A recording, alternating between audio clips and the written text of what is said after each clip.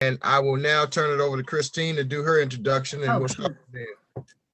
Sure. I just no, and thank you, Harry, and again, to all my fellow team members on we won't mute DC. Thank you all. I know Monica's on the phone. Now I just want to say I think this is needed. It's right. The timing is perfect. We don't have a lot of time actually. We're really about 6 weeks out for the election. Yep. No, I'm sorry, no more. 2 months out, actually, 2 months out. But we really wanted to gather everybody. We know we have a lot of different groups that want to be part of this, and we want to do a virtual fundraiser for both, Raphael Warnock as well as John Ossoff. I think that's what the DC State Committee would like to do as a whole. And so we're trying to get that coordinated, but we also need obviously boots on the ground. We need to get registrations and really reach out to people that we haven't reached out to in the past. And so it's so critical. I could just say, I don't know if my friends from Democrats Abroad are on the phone, but we were saying that 19,000 votes that were counted in Georgia actually came from overseas, the Democrats Abroad. So, we're trying to bring in everybody really. And I've had conversations with the National Ethnic Coordinating Committee and those folks, and they certainly have people on the ground in Georgia. So this is all about mobilizing us in one unified force. And Harry, thank you for doing all of this. So well, that's. I just want to say thank you, Christine. I want to thank the group. I want to thank. We have a couple of new participants on, and and some other people that we're expanding this. And so today is really about making sure we have people understanding that one of the primary focuses that we're trying to accomplish right now is reaching out to disenfranchised voters, returning citizens, friends and families, and in the ethnic groups that have been traditionally marginalized in elections. And so one of the things we're going to do today and talk about, and I'm going to have Charles Russo, who is the commissioner down there in Fayette, Georgia, and he's done some wonderful things getting stuff organized on both fronts, on both the senatorial campaign folks. He's our boots on the ground guy, coordinating with OT Russell, who is a guy that's organizing returning felons down there. But we're going to launch also today, this evening, we're going to launch something called Divine 9 Plus. If people don't understand that, I think that people need to understand how important the historically Black colleges and, of course, the Greek organizations in those colleges, and as well as PWI, predominantly white institutions where we have organizations, have been involved. And I want to tie that in with Charles, and I'm going to bring in Charles Russo because Charles is going to talk about how we're going to do some boots on the ground things, how I think he's looking at shaping some of the more rural areas. And as you know, that really will bring us in. So Charles Russo, you don't need any further introduction. You did well last time. Commissioner, could you please speak? But also before you do that, I want to let you know Aisha Braveboy and Calvin Hawkins on our end in the Prince George's County, who are members of fraternities and sororities, are going to be organizing a phone banking. And as we've looked at research, we want to do some more email blitzing, because one of the things that people have identified is phone banking is one thing, but a lot of our folks are more e-messaged or connected in the phone. So Charles, take it away. Thank you very much, and good afternoon to everyone. Once again, it's good to join you in virtual land. Let me ask everybody to mute out while Charles is talking, and then we'll come back in and bring you in. Thanks. Go ahead, Charles. Okay. Again, just thank you again, Harry, for your leadership, and all of you all who have joined on the call to try to do what you can, being away from Georgia, but certainly interested in what's going on here. But just to give you a little bit of an overview and update, and I won't belabor and waste your time. But one of the things we're doing with the campaign is continuing to focus on rural Georgia. For those of you all who might not be familiar with the landscape here, there's 159 counties in the state of Georgia. Many of those people oftentimes don't get the message or not targeted as well as we would like to. And so what I've done is I've asked my friends and colleagues and relationships, family across the country to focus in on some of our rural counties and send them some resources so that they can mobilize, get out the vote efforts in a number of ways, of which Harry has talked about. One is the phone banking, two is text message and email blast. And the other one is we cannot avoid knocking on doors this time, even in the midst of the pandemic. I think we can still accomplish that with a high degree of physical distancing that will be necessary, but people have got to see us out in their communities and their subdivisions and the like, in order to keep the momentum and drive that home. What I'll do, Harry, is I will send you a list of some of the rural counties that we are targeting down here. My friends and family in California have already made donations to them so that they can buy water, they can buy PPE, they can buy hand sanitizers, they can also send them 3 pages of their get out the vote mailing list, so that folks can call and keep the momentum. One of the things we need to guard against, though, with the phone calls and the text messages is voter fatigue. We think we experienced that a little bit towards the tail end of the cycle of the most recent election, but we're really going to target and push hard in that final 2 to 3 week, 2-week time frame. So again, if you feel so inclined to assist in that effort in terms of sending dollars, these campaigns are raising millions of dollars, which they need, obviously, but some of the rural areas need those resources more, because the get out the vote effort in those areas are largely the people who live there and have the ongoing relationships with their friends, families, and neighbors who need to be touched, if you will, and encouraged to participate in the vote. You mentioned the Divine Nine a moment ago, and let me emphasize some of the things that we're doing here locally with our sororities and fraternities. We've asked them to assist us in a number of ways. One of the unique ways is to target young people who are right at that, will turn 18 prior to January the 5th. We're really targeting those young people to get them registered to vote and to recognize that they have an opportunity to participate in balancing the Senate, let's call it, for the sake of discussion. And so we're really doing a lot of civic engagement with that, a ground game, an effort to target our high schools. In addition to that, the Divine Nines are working with those young people who may have already gone off to college and either did not get their absentee voter information in on time or never got it from the Secretary of State. And so those are two of the things that the Divine Nine, we have asked them to engage in. And then the third thing that I'll conclude with is I would love to continue to work with you, Christine and Harry, on the virtual opportunity. I've been reached out to from individuals from Chicago, several Grammy Award-winning artists, jazz artists, who want to do a virtual fundraising concert and sell tickets and use that as an opportunity. And I'd like to, Harry, to plug the Divine Nine into that as a part of buying tickets, something reasonable, $15, $20. I want to be very careful that I'm not prematurely putting that out and building up a false hope, but it is in the pipeline. It is being worked on. And then we're doing a number of social distancing, physical distancing rallies in large parking lots and large arenas that have been going over very well to keep the folks mobilized and interested as we move closer to January the 5th. And more importantly, December the 7th, when we cannot register any more voters. With that, Brother Harry, I'll turn it back over to you. I'll elaborate or share any additional information that you may require of me.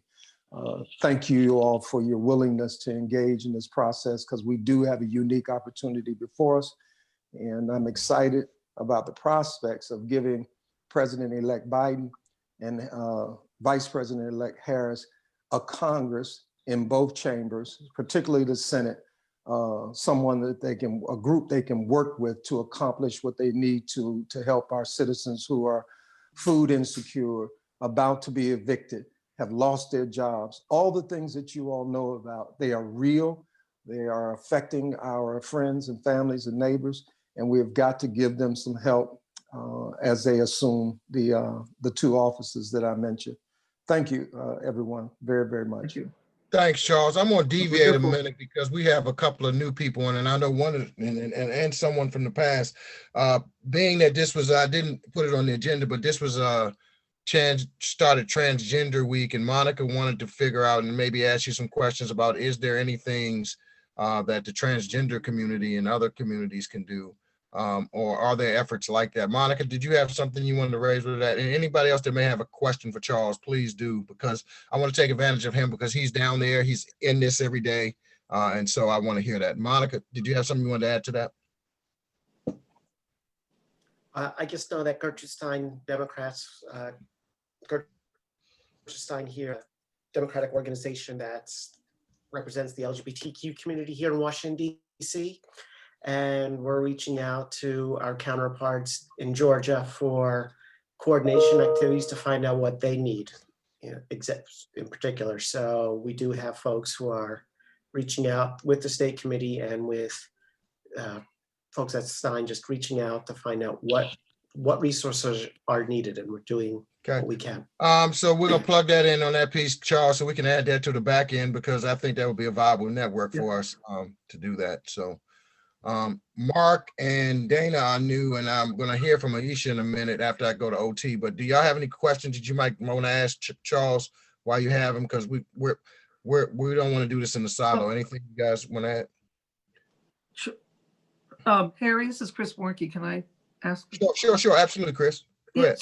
So Charles, we have I work a lot with a number of ethnic American organizations around the country, and there are pockets throughout Georgia.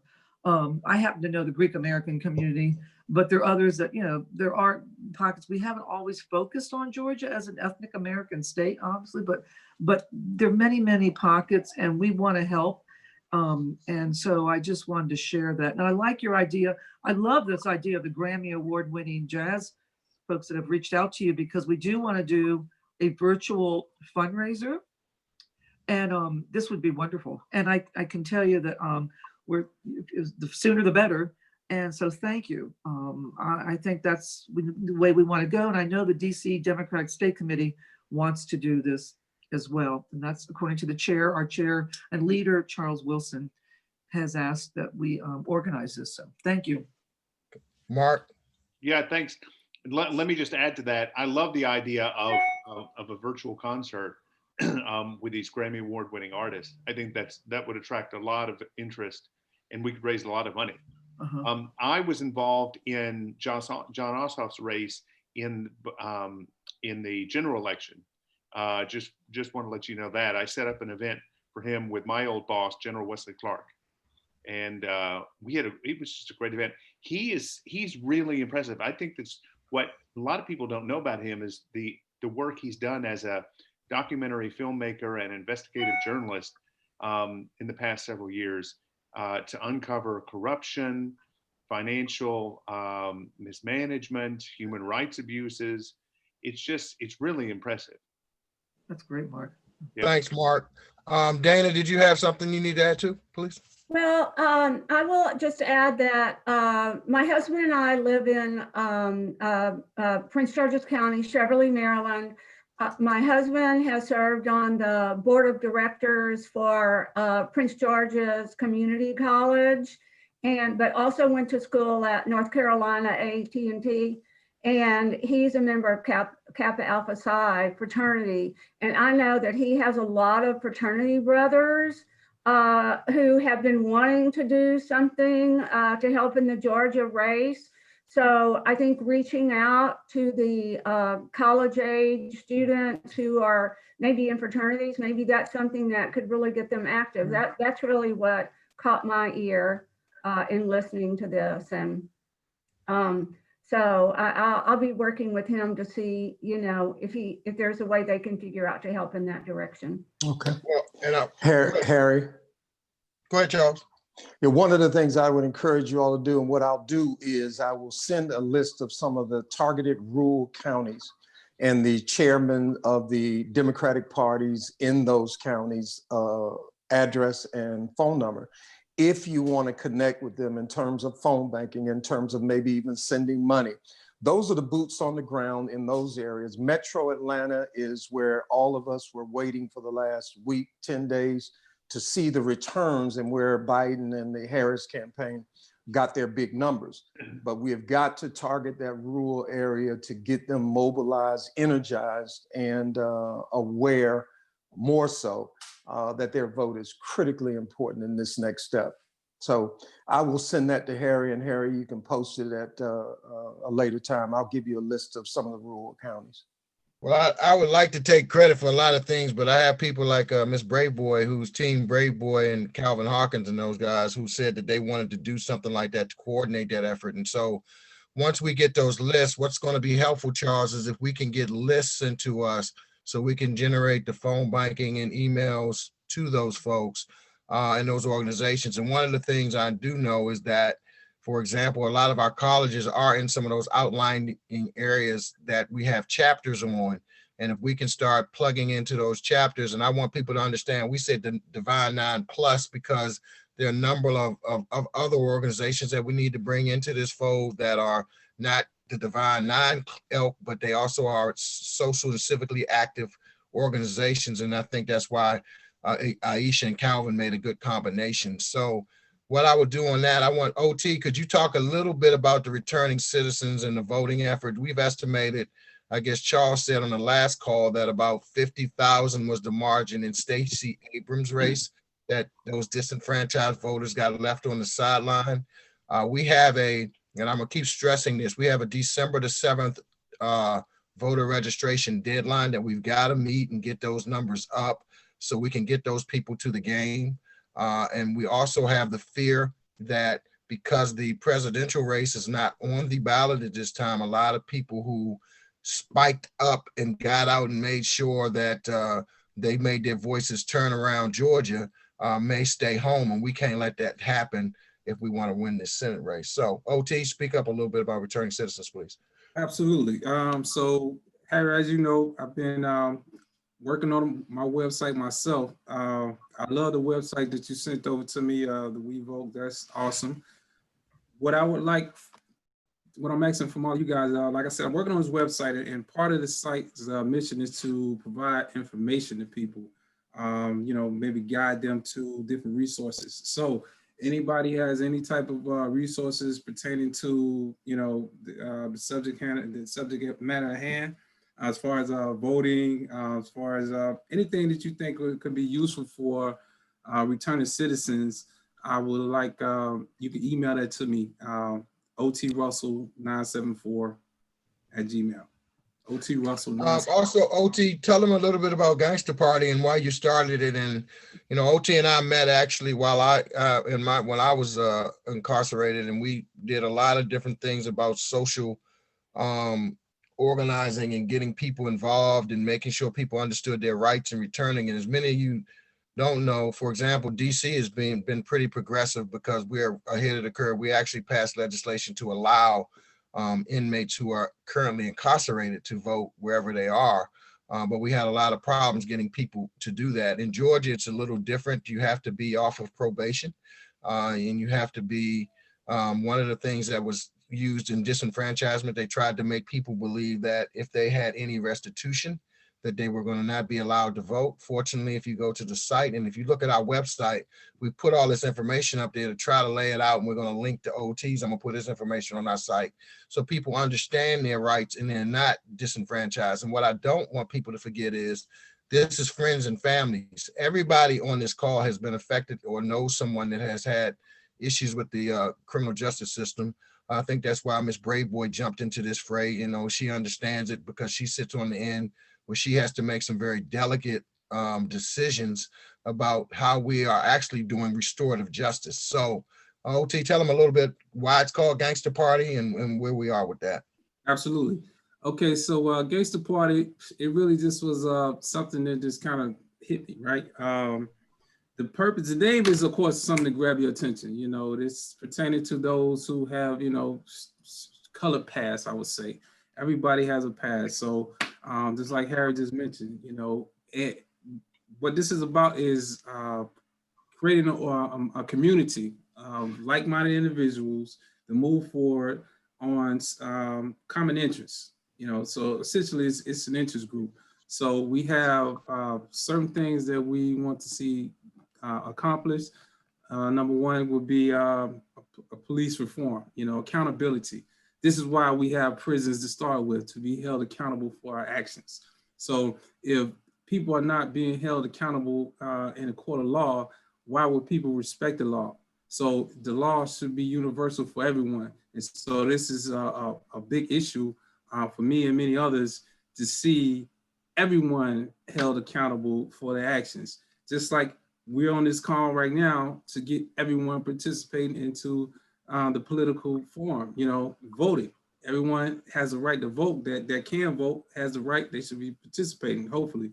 And this is our mission to encourage them. So that's my mission with Gangster Party, is to get people who are typically, disorganized to come together on a common accord, just like many other organizations out here, and to learn how this political system works. I think a lot of these guys, even myself included, don't know exactly, what this does, what that does. Kind of like a car, like what is an alternator? What is a motor? A lot of people just don't know what is the function of certain positions in politics. So that's why they're not participating. That's why they're not running out to vote. Just like we mentioned, everyone came out to vote for the presidential election, but as we know on this call, if he don't have the Congress behind him, it's an uphill battle from there. So that's why we need to be voting on these various elections as well, locally and nationally. So that is the mission of Gangster Party, is to educate those who may be unaware but do want to participate. And what I want to say is I transition. So Judy, as I transition, you're going to introduce Miss Brave Boy. But the one thing I want to say, OT shared with the group last time. He's in his mid 40s, and this was the first time he ever voted after the lifestyle that he had been involved in. And I think that's a powerful statement that we need to understand, is that there are people who are being disenfranchised. And one of the things that happened to me, I sent out something one time that said GOTV. And somebody asked me, well, what is GoTV? So us who are political, we know what GOTV means, but we take those kind of fundamental lessons and forget them because we're so immersed in what we do every day that we understand it. But we got to understand that sometimes it's, we got to teach people to crawl, then walk, and then run. And so now saying that, Judy, if you could introduce Miss Brave Boy, and Miss Brave Boy, we'd love to hear from you. Thanks. Judy? Is she still there? She hasn't. Yes, I am here, Harry. Thank you so much. So good afternoon to all of you. And I'll just say that, we are truly looking forward to partnering on this Divine Nine initiative, and certainly ensuring that we see this election through to the end. What I can share with you is that the state's attorney did what we did here in Prince George's County, using her platform as a state's attorney to really organize folks and put on get out the vote efforts, which traditionally is not something that, one would deem to be inherent within the day-to-day functions of our office. But as you said, Harry, she certainly understands her power and her discretion. And so what we launched here in Prince George's County is an operation that we called Operation Protect the Vote for All, which was really an initiative to ensure that folks here in Prince George's County had access to the ballot. And we did that by just focusing on some of our underserved and disenfranchised communities, as you mentioned, but also to include our seniors, our LGBTQ community, and our pretrial detainees who were being held within our local detention facility. There were a number of individuals that were being held pretrial on eligible offenses in terms of voting. And we were able to work with our local detention facility to achieve almost 70% of those individuals submitting mail-in ballots. So we're really excited about assisting and participating in the phone banks that will be a part of this Divine Nine initiative. And with that, I'll certainly turn it over to our state's attorney, Ms. Brave Boy. Thank you so much, Judy, and thank you so much, Harry, and all of you on this call. I'm super excited, and I don't know if Christine remembers me, but I met you through Gabriel Christian. Oh so my God. I love it. That's great. Our dear friend. I absolutely do remember you. Yes, it's great. Absolutely. So it's wonderful to be on this call with all of you, and I'm super excited. I know that actually Reverend Warnock is a member of Alpha Phi Alpha Fraternity Incorporated, and I teased one of my staff members who is a member of Alpha Phi Alpha about, you know, making sure that he participates in this new initiative that I'm working on, because we're trying to benefit his frat brother.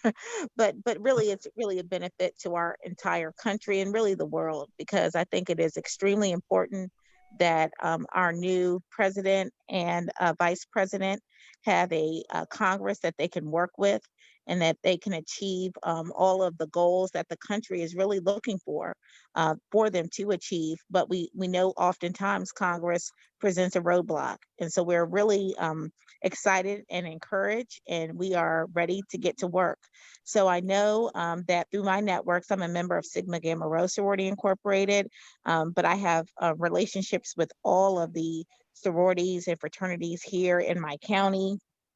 I also am in direct communication with some of my national officers. In fact, I had the honor and privilege of being recognized as a voting rights leader by the OWN network, and so that was quite a privilege to be recognized by the OWN network for our work around voting rights, and so my sorority actually did nominate me, which was amazing. And so they are committed also to ensuring that everyone exercises their right to vote. So we are committed. Team Brave Boy is committed to doing phone banks. I, in fact, organized phone banks for Biden-Harris during the general election. And so we have already infrastructure here. We have people who we can connect with to participate in those phone banks. I can also reach out to, again, the Divine Nine.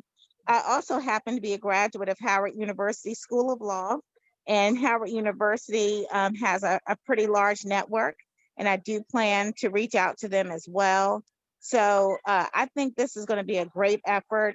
I'm really excited, and anything that Harry Thomas wants me to do, you know, I'm there for Harry. He's a great person, good friend, good community leader, and I am committed to working with Mr. Thomas and things that he believes I can be helpful in.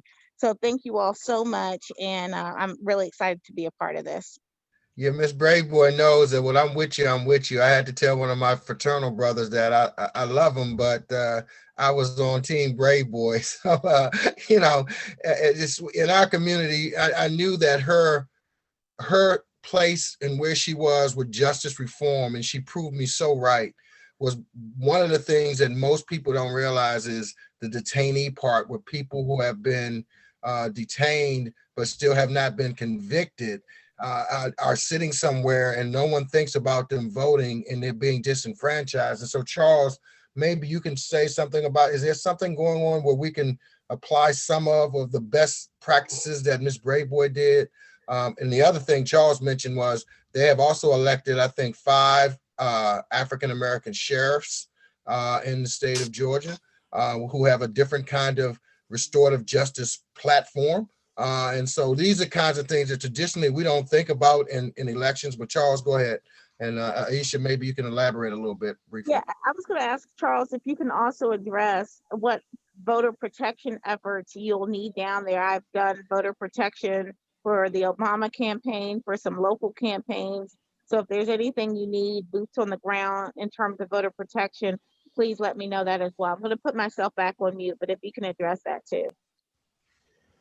Yeah, and Sister Brave Boy, I'll start off with your comments. Yes, and speaking of the Divine Nine, several of them who happen to be attorneys have been recruited, and they have done poll watching and monitored our hotline, where people who have had challenges at the polls or trying to get access to the polls or being intimidated at the polls, they're on standby, and they've been filtered out throughout the state to be on call and ready to challenge any local jurisdiction that may be engaged in some unsavory activity. So yes, that is a part of it. And yes, I will assist in any way that I can in getting you connected with those efforts. And you can do it virtually, I'm sure, or be in coordination with them. So yes, that is happening. And the other part, yes, and it's important, it's a little bit of a challenge with having the 5 sheriffs in Metro Atlanta recently elected. They won't assume office until January, so they don't really have access to the jails, the county jails. And some of the people they're replacing have been obstructionists, quite frankly, which is why they're losing and why the demographics are shifting here in Georgia, particularly in Metro.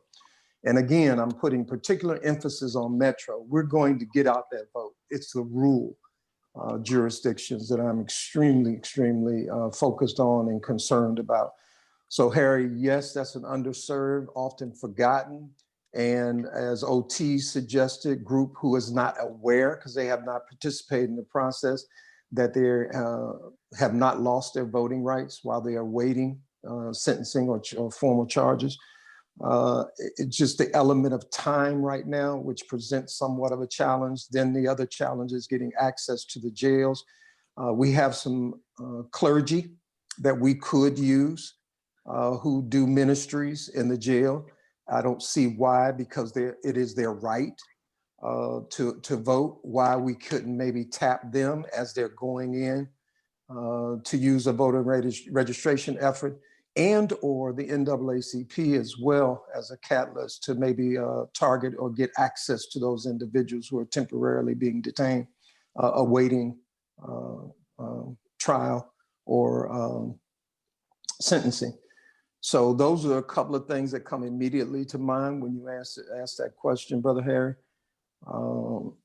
It's still a window of opportunity to maybe accomplish that. So thank you, Charles.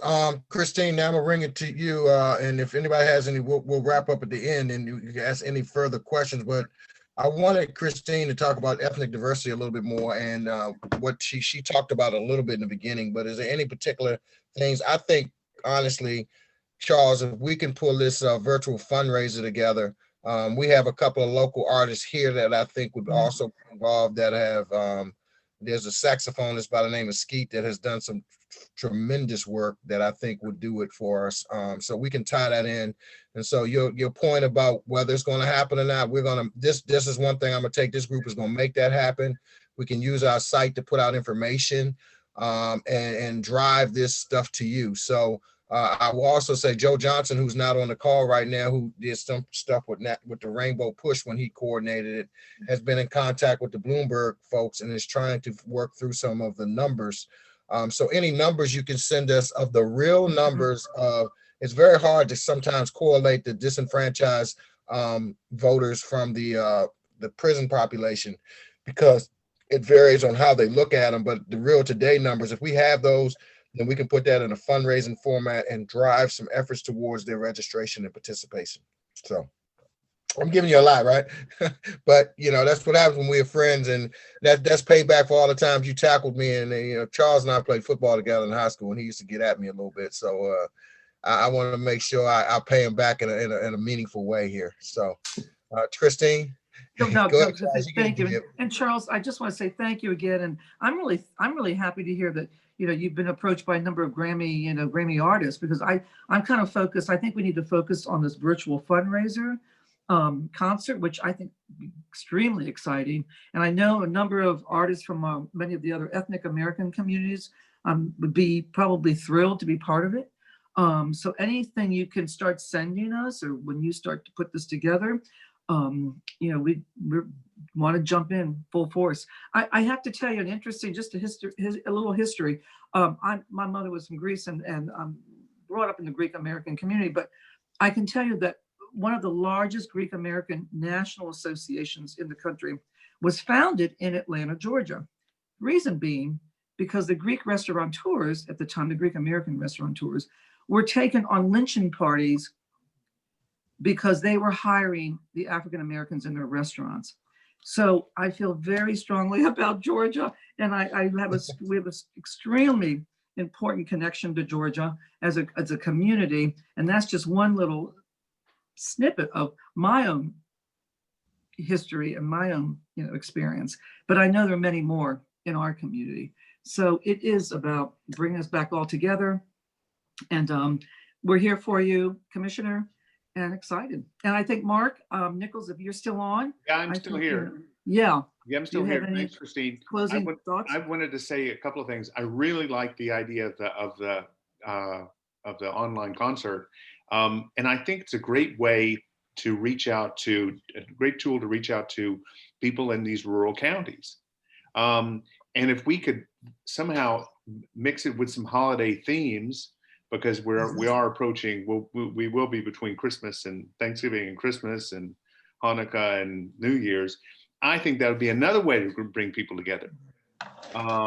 So, and keep it low dollar. If we make it a grassroots fundraiser, we can get a lot more participation and raise a lot of money.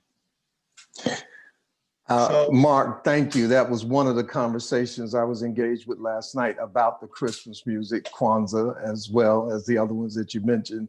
And that was one of the efforts to say each of these artists have their own repertoire of Christmas songs, and they would incorporate that in as well. So that was part of the conversation. You're on the right wavelength. Oh, good. As you know, Charles, we've assigned Christine is going to be the point on this. She raises money better than anybody I know. No, I think Mark does. I think Hey, Mark, you saw she tied you into that one. I saw that. I heard that. You heard that, Mark? No. Christine is just being modest. No, Mark, no. Just modest. What we need to remember is we've got to make this very easy for people to participate. Yeah. And sometimes people want to get involved and they like, well, what can I do? And so I wanted to thank Aisha for what she has done, because sometimes people just jumping in, if we create this platform, it is what it is. And I think not only this, guys and ladies, we can take this platform and apply it over and over again and be successful with it. So I think this is a testing ground for us. I think that if you look at what Stacey Abrams has done down there with her credit and all she's done, I think that we can make a huge difference here. And so one of the things I want us to do is we want to start getting that blog active on the website. We've set it up. It's there. I want people to start communicating, registering, so we can create a database to get people. So when information goes out, it'll always be. So I'm just using that as a virtual storing space, Charles. So you have information on how to vote in Georgia, those critical dates that I always want to end with. December 7th is our target right now. Let's make that a date that lives in infamy, as it was said before. See, we can tie this into a whole lot of other things. This election can be that new Pearl Harbor that we take on the Georgia Republicans. So let's make sure we make this happen for us. And I think that's important. And then, of course, the January election date and turning out that vote is important for all of us. Fortunately, Charles, you're in a region where weather is not an issue for that date. However, I do recall that one time you guys had a half an inch of snow and it shut down Georgia. So let's pray for the best in weather. It completely paralyzes. Harry, Yes, sir. Sister Brave Boy, you had asked me a question and I wasn't 100% sure if I answered it adequately. Did I answer your question? Yes, and you indicated that you would connect me with anyone doing voter protection so that we can assist. Yeah. And I don't mind traveling down there. I just have to drive because I'm not taking a plane anytime soon.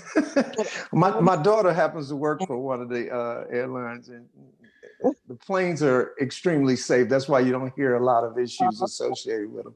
I understand. I will fly with her because I've flown twice during the pandemic, and actually it's been a better trip than I can imagine. The airports are clear and you get in and out. But if you want me to ride with you, I'll ride with you too, Aisha. So it's up to you. Just let me know and we'll plan a road trip. She's trying to get back to our college days and do a road trip. I think that's what that is, y'all. I got space for y'all. Come on. Okay. We'll work it out. And I just also wanted to say happy Founders Week to Harry. He's a member of Omega Psi Phi fraternity. And yesterday was their Founders Day. This week is Founders Week. And I have the honor and privilege to join your fraternity this evening for an event. So Harry, I just sent you the invitation in case you can Zoom in. I will Zoom in for you always. And also I'm helping her because I just say this to group. I'm never bashful about how I help people. I'm gonna be doing something for Miss Brave Boy because I think she deserves to stay in her seat, and she's done some phenomenal things, and we'll be doing some fundraising efforts for her. So down the road, and she didn't come on the call and ask me to do this, and but I just know, as a former politician and one who's still involved, we have to help people who are sitting there that are doing what's right by us as people. And so just know you'll be getting something from me, group, about Miss Brave Boy. So I appreciate it. And Aisha, Calvin will be connecting with you too, because he's tying in some stuff. So with you two, I just know this will be phenomenal. I'm going to list you two on the site as team members doing this, and we're going to start driving some information your way. So that, I think that's really, that's my good friend. That's my good friend. Thank you. Yes. Any other comments from folks before we wrap up? I try to keep these short, and we'll be back on next Wednesday at 12. And hopefully next Wednesday at 12, everything will be in place and we'll be getting things. OT, I saw you raise your hand. Yeah, I just want to reiterate, again, anyone has any form of resources, Christine, we spoke about the 2,000 roses. Charles, I text you, I really want to get involved with what you mentioned about, getting people that's incarcerated, that's in these purgatory kind of sentencing or whatever, reach out to them. So we definitely need to talk about that. And hey, like I said, I guess Harry has my contact. Anybody need to reach me directly, I'm available. You will be listed on the site, OT. And the other thing is, guys, never forget, I always tell people one of the issues we have is inside out, and OT is on the ground in Georgia. He knows that network of folks and families, and has just come out of this. I think he's been home now about maybe less than 5 months. Okay, so yeah, I've been home exactly 5 years. So remember, I had to go through that probation period, right? So I was on probation for 5 years. So I ended that in July. So congratulations. Yeah. Let's go, OT. And people don't realize when you're on paper, you're still under the system, and it's things that preclude you from being involved. And we want to change those laws in Georgia, because one thing about DC, once you came home, you immediately were eligible to vote, whether you're on probation or paper, and different jurisdictions have different things. And so these are some of the things we have to change. And hopefully we'll get your state, that's the next effort we're going to do through OT, is getting your state to allow felons to vote, because if they can do it in other parts of the country, why can't they do it there? So that's what I'm looking at. So thank you all. Thank you. God bless you all. God bless you. Cut your heat on, because it's cold up here in DC, Charles. So it is what it is. See you guys later. Thank you. Take Bye, care. Bye-bye. Bye, everybody. Bye-bye. Have a good day, everyone.